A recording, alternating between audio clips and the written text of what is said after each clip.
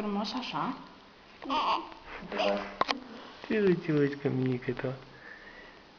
Ce bun, uite gata, este. Ia. Ce, n-ai văzut. Ce? Ui, ce mică. Filmează, uite așa ea. Stai ca să-l filmează cu puța goală. Stai. Mai chiar vreau să-l văd. Uite-la. Uite-la. Uite-le că mică. Uite-la. Piciuca la băiet, piciuca la băiet. Iubire mică. Ce dai pe tine?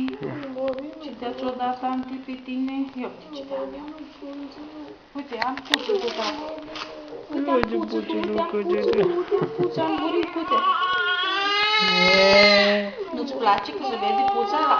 Stai de umbelești. Azi că e rușine. Gata? Poate te îmbracă înapoi. Că nu e frumos. Ia-ți vezi, Anca, are urechi. Ia uite, te-o leagă la el, tu. Doamne, ce păruța mea,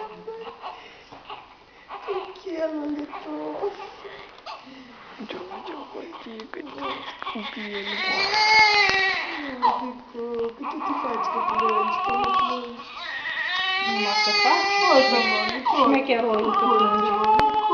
Gata, băi. Puță mică. Cealaltă, piciorul.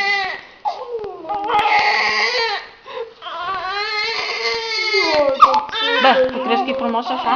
Uite, e frumos așa? Uite, urecheatele. Uite-l așa, urecheat. Uite, papi de ești, fii atent ca să știi. Tu, șmecherile. Cum a plecat? Uite că se pozează. Se pozează plărucică. Da, se pozează. Păi, bătut în cabinet.